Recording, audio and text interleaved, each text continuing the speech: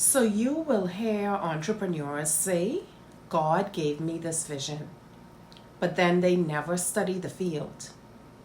See, family, faith does not replace wisdom, and Jesus actually warned us about this.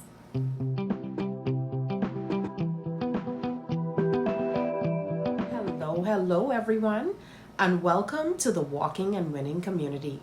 If you're new here, I'm Chandra, a six-figure entrepreneur starting over, but this time with God at the helm. This is where I share my rebuilding journey, the lessons God is teaching me, and over 20 years of business experience so that we can all grow together.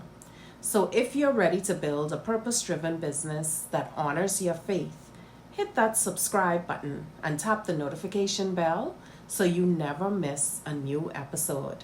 Let's go. So today, before we dive in, I want to pray with you. So let's prepare our hearts for prayer. Father God, I thank you for every person that is watching today. God, I thank you for the gifts, the ideas, and the assignment that you have placed inside of them. Lord, as we talk about understanding the people we are called to serve, give us wisdom and discernment. Father, help us to build businesses that truly serve others and reflect your heart. Let our work be an act of stewardship and worship. In Jesus' precious name I pray. Amen. So in episode 4, we talked about igniting your mission and defining your why. We explored the deeper motivation behind why we build. But today, we move into the next step. And that step is cracking the market code. Because once God gives you a mission, you must also understand who you are called to serve. But before we talk about strategy, it's heart check time. See, sometimes in faith-based spaces,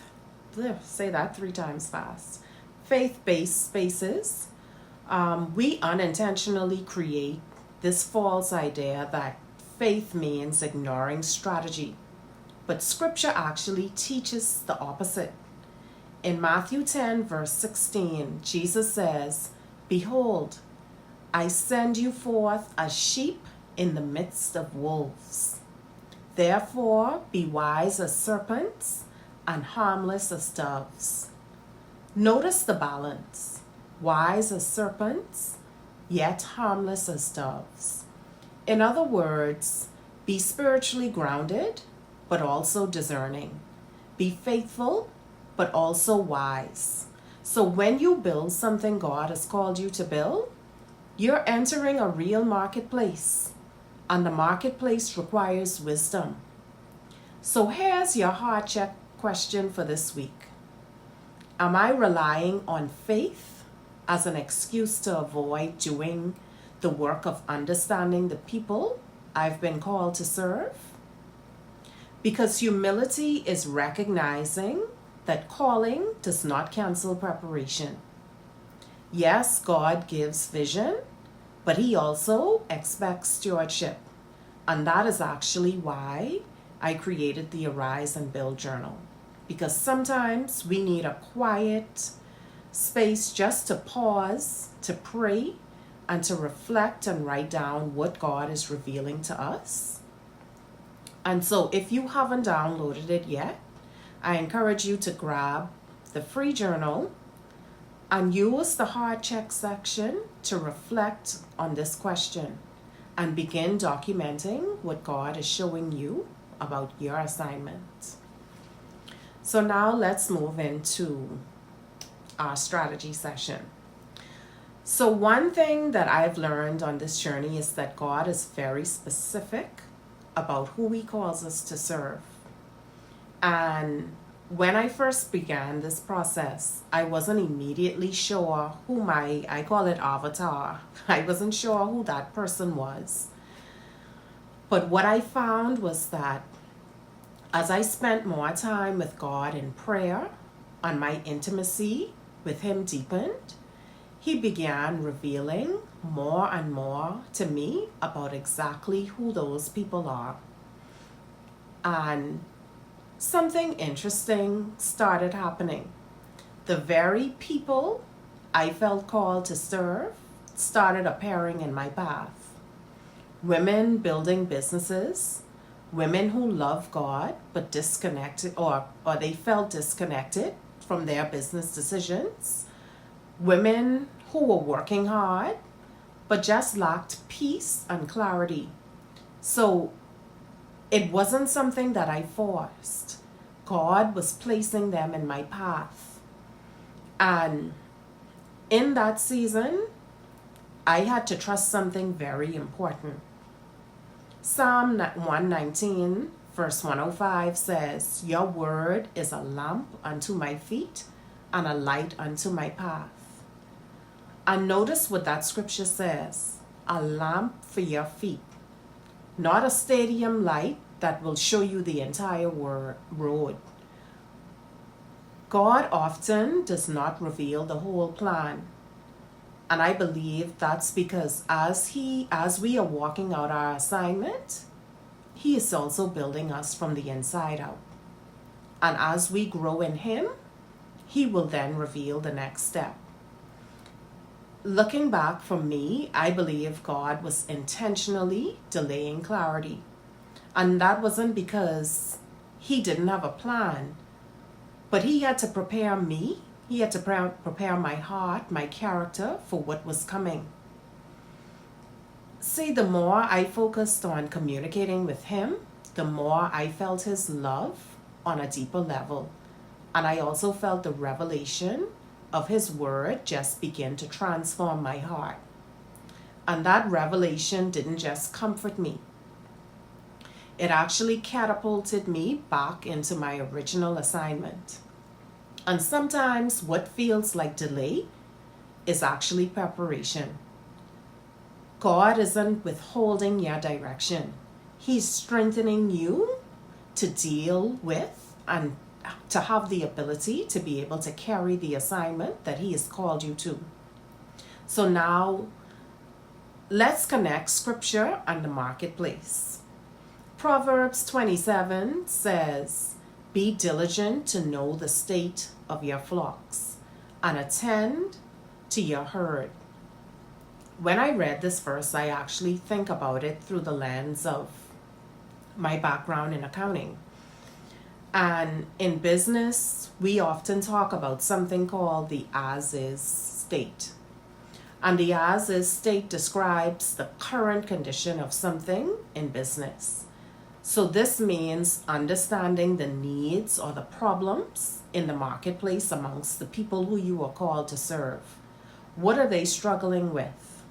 What problem do they need solved? What are they searching for? Because when we come into the marketplace, we come to fill a void.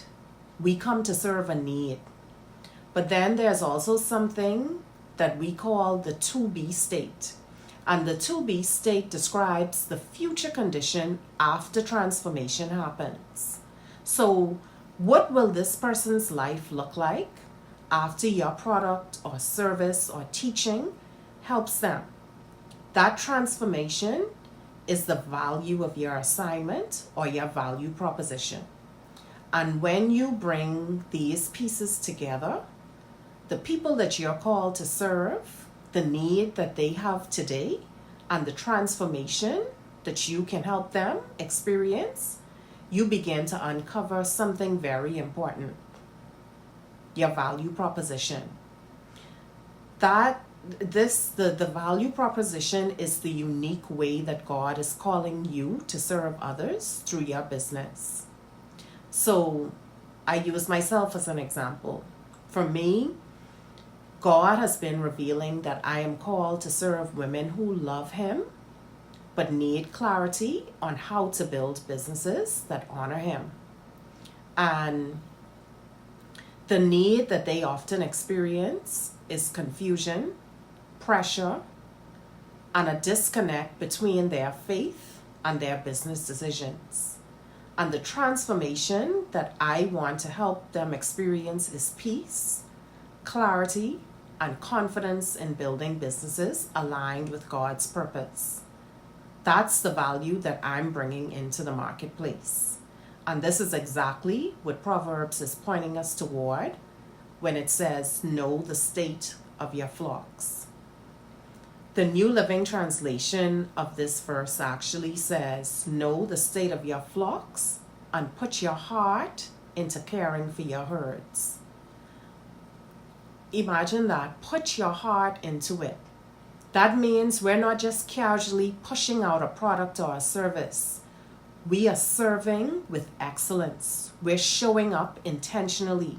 We're doing the work as if we're doing it unto God, even when we may not feel like it. And that is obedience, and obedience is worship.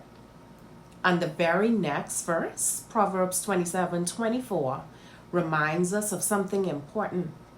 For riches are not forever, nor does a crown endure through generations. So in other words, the business, the opportunity, and even the season that we are in, that may not last forever. So that means we have to steward it carefully, and we have to build with wisdom. So we must also build with integrity and serve the people well, so that whatever we build has long-term stability and long-term impact. So here's your practical step for this week. I want you to ask yourself 3 questions. The first one is, who do I believe God has called me to serve? Think about that. Think about every aspect, every attribute of that person.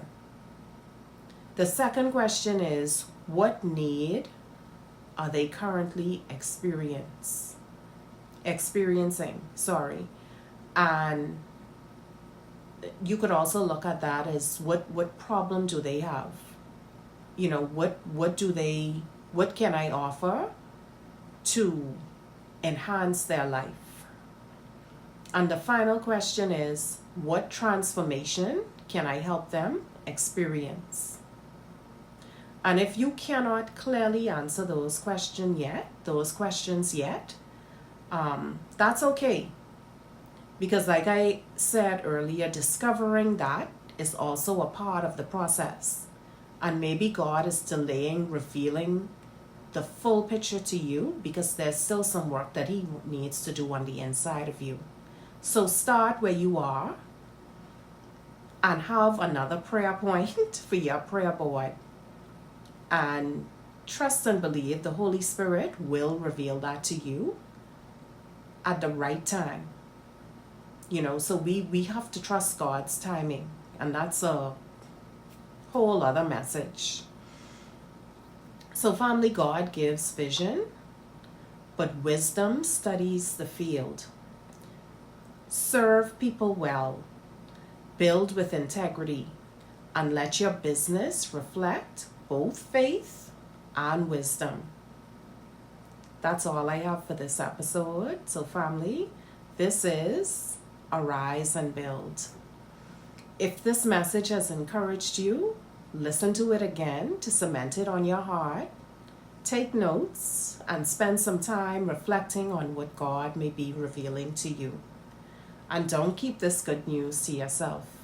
Please like the video, subscribe to the channel, and share it with someone who may need encouragement as well. And remember, in God's kingdom, you're not just building a business. You're building a legacy of purpose. So keep walking, keep winning. I love you, and I'll see you next time. Take care.